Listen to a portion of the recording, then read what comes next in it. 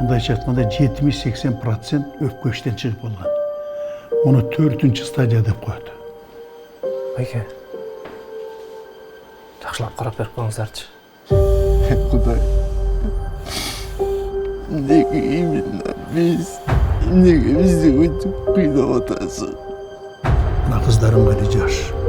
Мына ошол қыздарға сенің мейірімің, сенің қамқорлығың абай керек.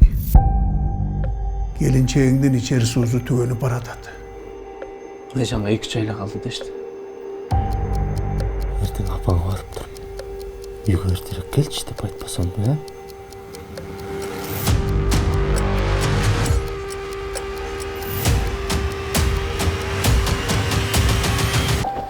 Мен оны керші.